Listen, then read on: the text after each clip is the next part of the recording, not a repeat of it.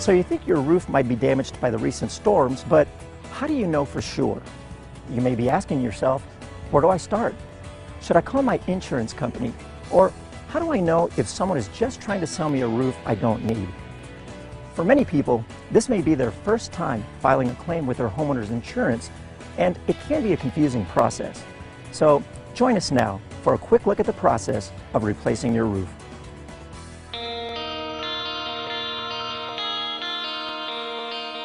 The first step in the process is to simply identify damage.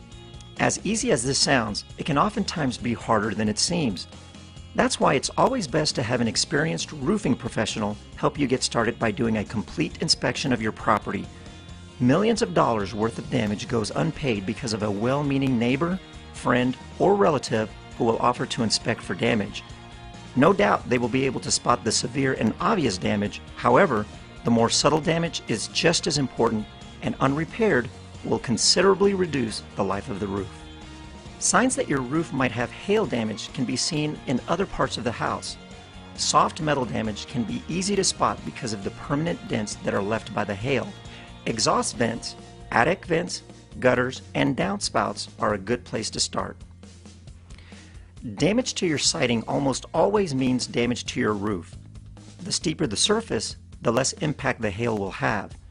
Hail will tend to glance off of the side of a house, but the slope of a roof allows for a much stronger impact. So when you see holes through your vinyl siding, your roof is most likely damaged as well. Look also for small cracks in the siding, which are harder to spot. When it comes to inspecting asphalt shingles for hail damage, sometimes it can be easy to spot. In many cases, however, the hail may not have left obvious damage. A closer inspection may be required to look for small indentations that may not be visible at first glance, but have damaged or bruised the shingles nonetheless. A bruised shingle will usually have missing or loose granules, which will cause an accelerated deterioration of the shingles as the underlying material is exposed to harmful UV rays. A bruised shingle will also have damage to the fiberglass fibers which give the shingle its strength. Make no mistake about it, a roof with shingles damaged by hail, whether severe or just bruised, is a roof that has been compromised and will result in a failure in the near future. Damage to wood shake shingles can be even trickier to detect. The shingles themselves will show hits from the hail very easily. However, a hit does not damage a wood shingle. Only the hits that are hard enough to split the shingle are considered damage. There may be many split shingles on your roof, but unless they are fresh, they are not considered hail damage.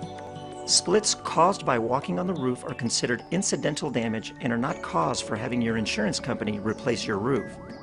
A thorough inspection of a wood shake shingle roof consists of examining each shingle to look for fresh splits. A fresh split is one that, when looked at closely, has new wood exposed on the inside of the split, not one that looks weathered on the inside like the rest of the roof. A fresh split with a hail hit directly on the split is considered hail damage. Since UV and moisture will naturally weather the wood, time is of the essence in filing your claim when you have wood shake shingles. So now that we have identified the hail damage, the next question to consider is, why should I replace my roof? Here are the top 5 reasons that you should replace your roof if it has been damaged. Number 5. Waiting to have the roof replaced might cause your claim to be denied when you file your claim the following year. Most insurance companies only allow you 1 year from the date of loss to have the work completed, and after a year of UV and weather, an adjuster may decide that it is old damage and therefore deny your claim. Number 4. Waiting to have the work done will cost more in materials in the future. Material prices naturally go up over time, but product availability also affects the price. A major storm in another part of the country will cause manufacturers to redirect their distribution to those areas, leaving a shortage in your area. When supply is low, prices go up. Number 3. Replacing your roof protects the things in your home from damage. Lots of things in your home like carpeting and furnishings can be easily replaced, but at a cost. But things like pictures, letters, and other important papers are irreplaceable. Number 2. Filing a claim now can save you the cost of replacement in the future. At some point in the future, you may want to sell your home. The mortgage company will require an inspection, and if the roof needs replaced, it comes out of your pocket. You can't sell your house until you pay thousands of dollars to have a new roof put on. Why not have the insurance company pay for it now and you get to enjoy the new roof? It can sometimes be 10 to 15 years between these major storms that cause widespread roof replacement. If your current roof doesn't have 10 to 15 years of life left in it, you should definitely consider it now while the damage is fresh. And the number one reason for replacing your roof is to maintain the value of your property. A house is the single biggest asset of most Americans. That's why you insure it. To pay insurance premiums and then not use it is simply foolish. You would never consider not using your health insurance if you were sick. So why would you hesitate to use your homeowner's insurance to restore your loss and protect your asset?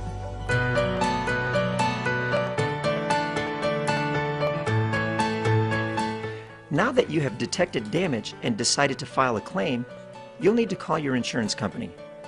Filing a claim simply tells the insurance company that you have a concern. The simple act of filing a claim does not, however, raise your rates. Rates are raised by zip codes and zones. If you've been seeing a lot of roofs replaced in your area, you'll probably be getting a rate increase anyway whether you file a claim or not. When you file your claim, your insurance company will schedule a time to have an adjuster come to your house to inspect the damage.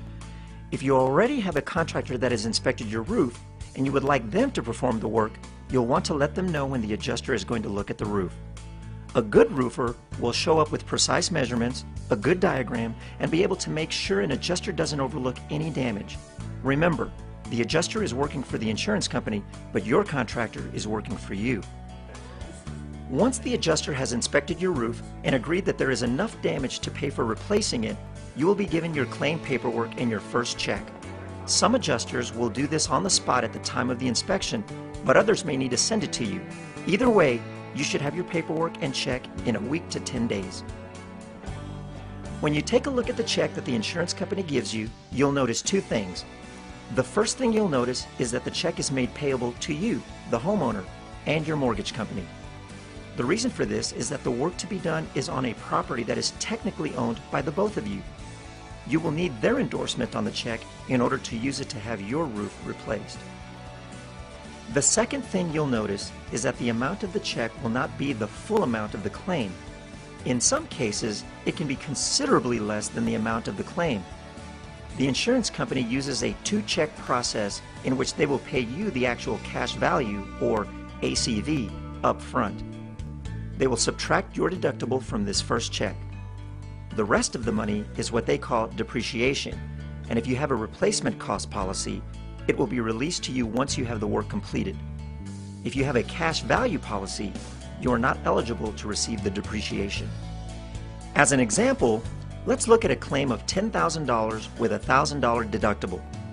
Let's assume the roof is old, and so the insurance company depreciates it 50%. 50% of $10,000 is $5,000. You have a $1,000 deductible, so the first check that you will receive will be for $4,000 and include your mortgage company on it. The other 50%, or $5,000, will then be sent to you once the work is completed for a total of $9,000. You will still need to pay your contractor the full $10,000, but $1,000 will have to come out of your pocket to pay your deductible. Next, we remove all the old roofing material down to the decking. Because it's cheaper, some companies will roof over old shingles if there was only one layer. But the only way to ensure that the decking is in good shape is to remove all the old material. This is definitely the messiest part of the process. A drip edge is then applied around the perimeter of the roof to make sure that water properly runs off the edge of the roof and doesn't seep back under the edge of the shingle.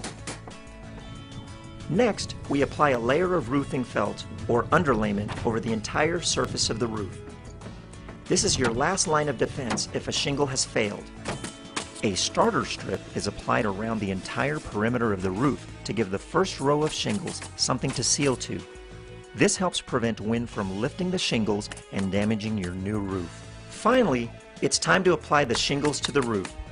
This is typically done with nail guns using 1 1/4 inch nails, not staples. Staples are cheaper, but will pull out easily. 4 nails per shingle is all that's required by shingle manufacturers for most applications. However, using 6 nails per shingle will result in a better wind rating and a better roof. We use 6 nails per shingle on all of our jobs.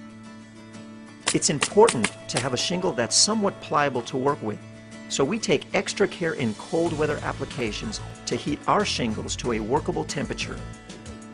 Many companies have to stop through the winter, but with just a little more effort, we can get your new roof put on even in the cold weather. A nice warm day will seal the shingles. However, it does not have to get hot for them to seal.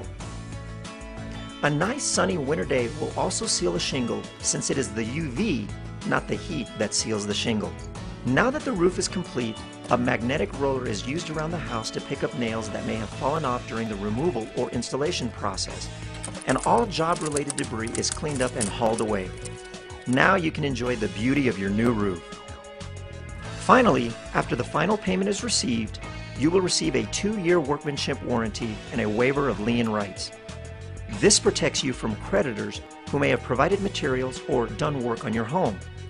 If a contractor orders materials for your job and then does not pay the bill, that supplier can put a lien on your property to recoup his cost. The same goes for a laborer who is hired to do the work but not paid. So how do you protect yourself? How do you choose the right contractor? Here are a few tips. Number 1, check with the Better Business Bureau. Find out if they have a good rating and how long they've been members. Number 2, check to see if they are a member of your state's roofing association. A reputable company will be a member. Number 3, call the local suppliers. See if they pay their bills. Number 4, drive by their office. Is it a building or just a mailbox? Number 5, verify their insurance. Call the insurance company and make sure it's an active policy, not just a piece of paper. Number 6, choose someone who has experience working with insurance companies, since this can be the most difficult part of the whole process.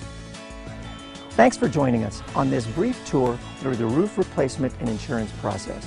Be sure and ask your project manager any questions you may have so that we can make your claims process go as smoothly as possible.